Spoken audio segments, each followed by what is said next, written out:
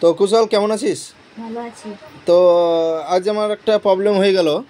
এই যে মাউসটা আছে, মাউসটা কোনো কাজ করছে না, মানে মনে হয় খারাপ হয়ে গেছে।